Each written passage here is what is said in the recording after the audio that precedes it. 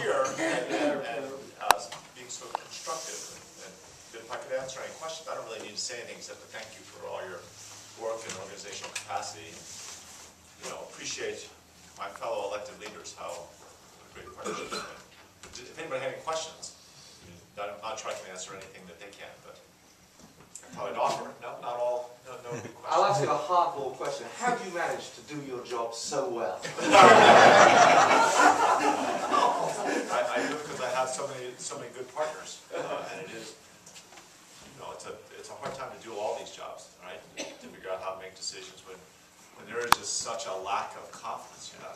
I still think it's a lack of confidence, a lack of optimism, a lack of resilience. But I think we're getting there, and I think we just have to keep pushing and make sure that we don't cut things that really can't be cut.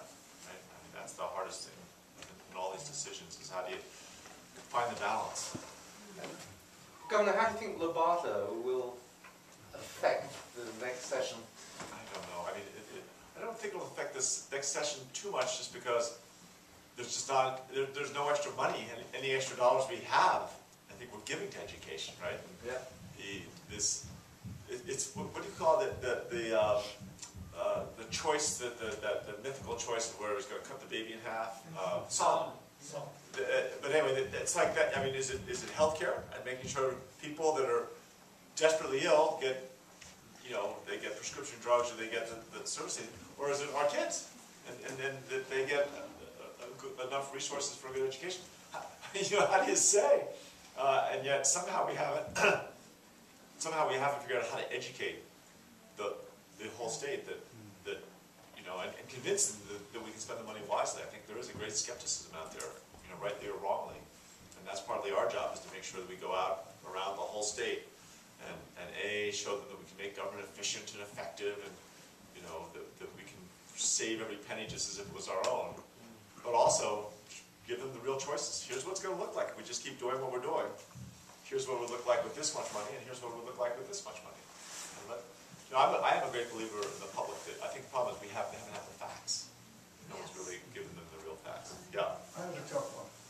Colorado seems to be a particular target on the subject of privatizing schools. Right. I've been with the group that's trying to slow that down. Right. Do you see hope of being able to slow that? I think it's going to slow of its own volition to a certain extent. I think that the charter schools, which is, you could call that privatizing, isn't such a bad thing, because a lot of them are doing experiments, and I think they'll help. I mean, personally, I look at the success that some of them have had with a longer school day, especially with really low-income families. That extra couple hours makes all the difference. Well, if we're going to do that, if it really does make a difference, we should know that, and we should find the resources so we can pay teachers more money to have a longer school day. And if that's really the solution, we should look at it. And yet somehow the public school systems are so large that they don't do those kinds of experiments, really. Yeah. It's not fair, but I'm actually going to be running a bill to make vouchers illegal, which is not to say charter schools and innovation schools, but vouchers. Right. I didn't really want to see our money going from our public schools and their ability to innovate into private schools because of the necessary discrimination that occurs with that. And I wondered if that would be something you would support or not. We have to see how it looked. I am a believer in the local communities controlling their schools. And again, I think we give them the real information, the real facts. I don't think they would ever choose vouchers. Right? Vouchers they're not a very effective way. They haven't been shown to work anywhere. Right? Milwaukee had vouchers starting in 2000 or 2001, I think, and they don't have any improvement in test scores at all. And yet they kind of upset the whole apple cart a little bit. So I don't disagree. I think we agree that vouchers aren't a solution. I'd have to see what the bill looks like. I'm not sure that making another law to make vouchers illegal, what you're going to do is inflame all those people in Douglas County. They're going to go bonkers. And I don't think they're going to get vouchers anyway. So if you want to go out and get them go bonkers, fine. I spend most of my time trying to get everybody together to say, all right, let's not get too excited. Let's figure out where we agree. I just wanted to say congratulations on the recent polling that, I don't know if everybody saw that, but Governor Hickenlooper is one of the most popular governors in the country right now. So. popularity doesn't mean anything really, right? Popularity it's a measure of something intangible that is really relatively useless unless it gets things done, right? And I think that's why I work so hard not to, treasurer, Walker Stapleton, was talking to a group of Republicans about a month ago, and just lashed into me and said, he won't take a stand, he won't do this. He said, he's spineless, all this stuff like that. And I saw Walker a few days later, and I texted him just because, I have friends, independents and Republicans and Democrats, and someone texted me almost verbatim what he was saying about me as he was saying it. So I texted him, just said, geez, Walker, you're kind of laying in, aren't you? He goes, how'd you know that? but then I went out of my way to, say, let's go have a beer and let's, discuss this. Because he was saying that you've got to take a position, you've got to stand up, you've got to shout, you've got to, leadership is about, and there's all different kinds of leadership, right? Those of us that grew up as skinny kids with thick glasses, and, I'm not real good at jumping up on a soapbox and saying, here's what we're going to do. I'm much better at trying to talk to everybody and trying to get people with very different views, like the frack fluid stuff, right? Where the oil and gas company said they'll never reveal that, it's trade secrets, whatever. The environmental said we never compromise, and you just go back and forth and you really listen and you try and find the middle ground, keep moving them a little bit. And, it took about 6 months, but in the end, we had the people that hated each other willing to find a compromise that they were both pretty happy with. So, that's the trick for me. And Walker Stapleton just said, that's not what he wants. He doesn't want that kind of leadership. But I think we need all the different kinds of leadership, right? Well, isn't that the important thing, though, is the compromise? Because that's like not what we're having nationally. So, at least in Colorado, that's probably why you're popular, because you're willing to compromise. And anybody who's really in office needs to do that for the good of the people that they're serving, instead of doing their little party politics and all of that stuff. That's the way I try to approach it, but there's a place for party politics too. I try to walk that balance. This is election year, right? So there's a legitimate question, is how involved am I going to be out there making sure Democrats get reelected? I'm going to be very involved, right? I'm going to get out there and work hard, but I'm never going to say, I'm not going to attack. I'm going to be the one person out there that tries not to attack the Republicans, except in extreme cases. Of which there apparently might be a lot, I don't know. Just kidding. I'm going to be the one person who really works hard not to attack Republicans and tries to, once the election's over, mend the fences. Because that's what our whole system is based on, is, you compete during the election, you try and show the public that your way is a better way. Then once the election's over, everybody's got to work together and find those compromises. Well, as I say, because Linda's a moderate, you're a moderate, and you guys have been able to represent still a Democratic Party, and I think a lot of Democrats are happy, but I think too, that you affect the Republicans, because they see that even though you're a Democrat, you are willing to compromise, and everything's not cut in stone. Whereas, so many Republicans these days are just doing the party line stuff. They're not willing to compromise. They're trying to be jerking around the Democrats and, doing it, and they're not working for the good of the country. So you're working for your party, but you're also working for your people, too. So you're taking care of the Republicans, you're taking care of the independents, you're taking care of the Democrats, that's everybody. That's the good thing about it. You see that, even though you're a Democrat, you're willing to take care of your constituents regardless. Most days. Yeah, sorry. Yes, Governor, with your background in the oil and gas industry and fracking, you should be somewhat familiar with the techniques, fracturing. Very familiar. Isn't it a very bad idea for the West, where we have such low supplies of water? Yeah, but the trick, especially in the West, in Pennsylvania it's a little different, because where you're fracking into is quite close, within 1,000 feet or within a couple hundred feet of water. Here, they're fracking 5,000 feet below the groundwater horizons. And then what they do is when they put the steel pipe, after they drill the well, they run concrete down the pipe and then comes all the way up around the outside and fills in all the space between the pipe and the well bore, where the driller was. So it's all that we can't find, and I had 2 staff people go through every record.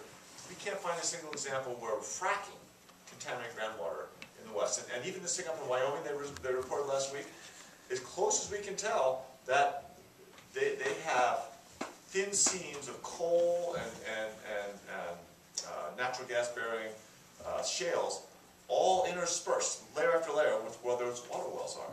So it's real hard to say whether the benzene and the kinds of components that they're in fractals, but they're also naturally occurring in oil, whether that came from fracking or not. And again, that was a place where the frack that they did decades ago was very shallow and close to groundwater, probably not a wise choice. And most of the groundwater isn't interconnected to each other. It's in these weird pods. It's a tough place to get drilled water wells. But one of the big issues, this is something you hate to say, but the water well drillers oftentimes are not paying attention to where they drill. And if you drill a water well and you go through a bunch of coal seams, right? And it's not hard to know. I mean, we have mapped the geology pretty carefully. They know how they go too deep and go through coal seams.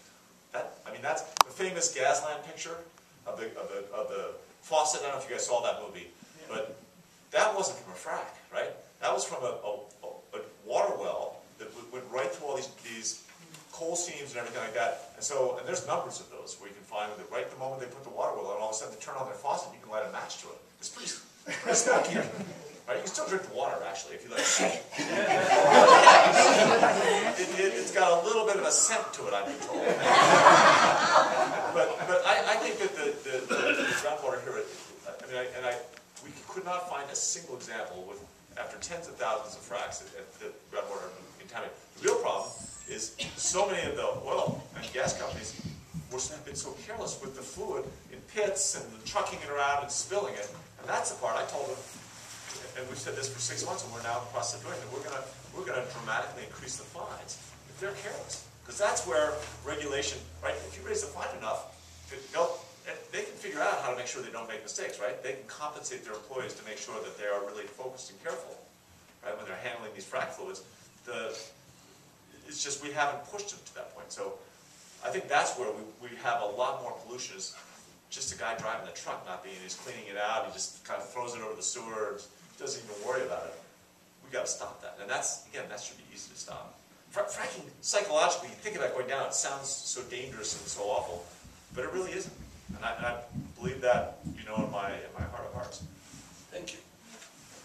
I actually don't understand fracking at all either, but someone said it uses up a lot of water, the process itself. It did, and that's one of the other. It does. It pushes the water out into the formation, and it's got all. When you fill this water with, and the new frac fluids, one of the reasons we got this deal done is some of the bigger companies that can afford research. There's a frac fluid now that Halliburton has, the big, giant corporate megapolis, and that is made with all food product additives. So you can actually drink it. And I've seen this stuff, and the CEO, I watched him drink it. I tasted it. It tasted terrible. As another friend who tasted it says, it tastes like spit. But that's the future, is to get greener. They know they've got to get greener, and so they'll get these frac fluids. And the fluids are they're not like jello, but they're very dense, very viscous, and you put all these grains of silt and sand, very fine sand, in them. You push it down the well, out into the formation, and under great pressure, it kind of opens up all these little micro cracks, and the sand grains go in there, and then they let the pressure off and let the water come back out, and the pressure of the formation pushes all that water back up the pipe. And now it's all full of dirt and crud and stuff, but the sand stays in the cracks and holds them open, and that's what lets the natural gas come out. This is a revolution worldwide in how to recover natural gas, and it all happened here. Colorado's the start of it, and it is. Australia, for the first time in history, is going to be able to export energy.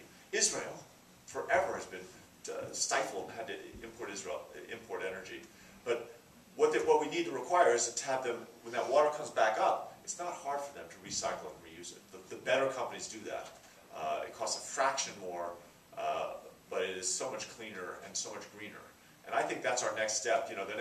With the rulemaking, the next one will be to make sure that there is the well integrity, the well bore integrity, make sure that cement, there's a way to measure that to make sure that that's done properly, which guarantees you'll never have a communication between the fracking or the oil and gas being produced and the groundwater further up the hole.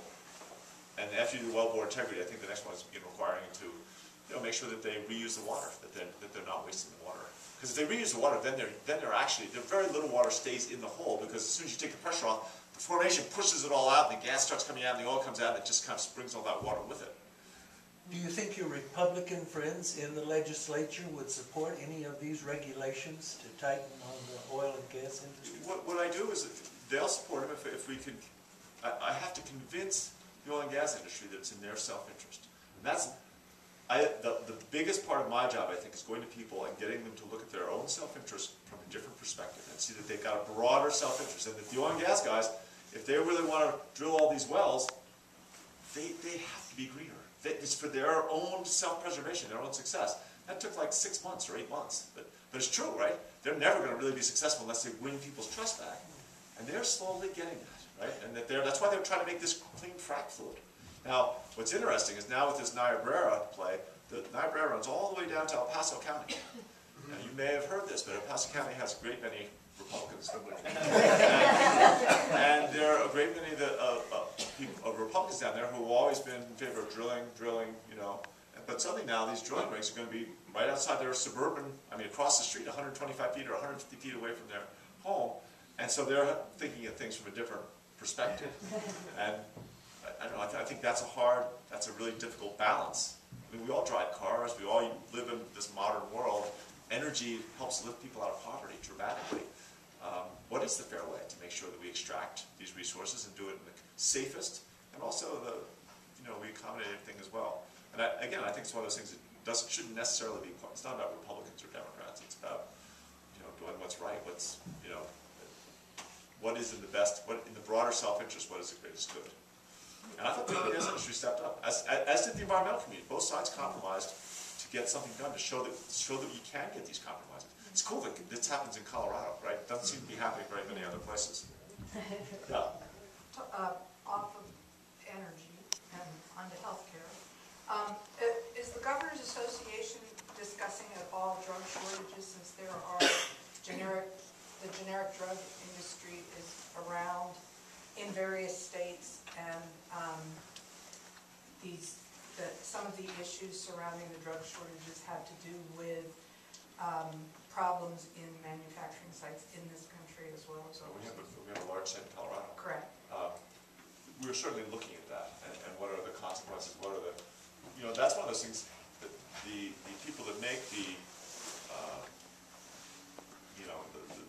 really least expensive drugs, they don't want to run out either, right? And they're misidentifying what the demand is going to be and getting surprised. I can only imagine they'll figure that out because they're losing hundreds of thousands of dollars. I think we have other problems of why are we still prescribing for people who are on Medicaid even much more expensive, brand name drugs when you've got generic drugs that are out there that by almost every account work just as well. And that's a much more complicated issue, especially with some of the psychotropic drugs that people... But the highest percentage of these shortages are in 5 categories, and the highest percentage of those are in oncology. Again, I don't know the details. I do know that we have several people working on that, trying to figure out how do you make sure that people get the drugs when they need it. If one of the greatest shortages is in oncology, that would seem to be a place where you have a very high sense of urgency. You can't have drug shortages, right? Yeah. So it really comes down to what about the patient, and because I work for a cancer research organization, and some of the docs there, having to refer patients to other places, and they've got patients that are actually having to go off protocol, and even clinical trials that they're no longer allowed to enroll patients. Right. Well, So I'll look into it's it. a really major issue. I'll look into it. Thank you, Bill. I know you don't work the psychic network, but how do you see Colorado's economy next year? Are we improving? Or? Well, I think we're definitely moving. I think we are seeing many indications that people are reassessing their lives and beginning to feel a little more confident. I think people want to, it's hard to go out, and if you're a small business, it's hard to go out and hire that next person if you're really uncertain about what's going to happen, if you're anxious. And I think people are now beginning to settle in and say, well, it's not going to be great, but it's not going to get worse. And that they're, in Colorado, these guys we passed the budget last year with 80 out of 100 votes. Not very many states did that. And I think that's going to help us. Are we going to be the #1 state coming out of this recession? Well, I don't know. We're probably not the #1. I'll bet we're in the top 5 or 10. I would bet my house on it. Oh, no, I'm not allowed to big, too expensive bets. Sorry. I'll bet $5. But anyway, I think we are going to do better, and I think that's a big part of the issue of how do we look at financing for healthcare and financing for education, all that stuff. Let's get accurate projections of what the resources are going to be. What happens is things go way up, and we say, oh, we can do this, we can do, and then all of a sudden things go way down. We say it's the end of the world, and then things go back up, and it's hard. Part of it is we don't have a reserve, right? You know, most businesses have a fairly significant reserve, so you can kind of temper that. That's not just Colorado. Almost all states don't have reserves, because when things get really bad, you're looking at kids not having enough to eat, or not enough medicine, and so you use your reserves up almost immediately because what you're dealing with are situations of such urgency. But it makes it hard to kind of predict and weather these. And it seems to me like the fluctuations have gotten more and more over the last 20 years, and that might have to do with so much technology and how accelerated things kind of go. And then it seems to me they're kind of longer. Anyway, I don't want to. We have work to do. I just wanted to come down and thank you. Right, well, I want to thank you for taking the time, because we so much appreciate having you answer the questions for us. I just want you to know who we are. This is House District 3, the current House District 3, and this is not just House District pride on my part. I can tell you for a fact that House District 3 is the most committed group of Democratic Party activists in any House district, and people from neighboring House districts know it. And I want you to know that you're talking to the best of the best among the Democrats. I love that branding sense. I'm very impressed with your meeting in the Quaker Meeting House. This is where Helen and Teddy and I come to Quaker Meeting, 3 weeks out of 4. Helen is a Quaker, Teddy is resisting, and I'm an active participant. I'm not a Quaker, but I think it's a fascinating thing. I love this space. So when I walked in here, I was like, I saw you there. I was like, what are you doing here? Wait a second. He's a Jew. Has he converted? I'll start spreading the vision of House District 3. Please do. The greatest of all districts. And We have some House District 2 people here who might take a little offense. I'm taking notes. And the other thing that I'd like you to know, Governor, is that, of course, the lines have moved, as you know better than anybody, and the new House District 3, and I know you probably know this, but I just want to stress it. The new House District 3 is the second most knife-edge district in the next election, and all the people in the existing House District 3 are determined to make sure that the new House District 3 stays in Democratic hands. And so there's going to be a lot of cross-border activism, and that's what we're plotting and planning. That's so rich. Yeah. Thank you.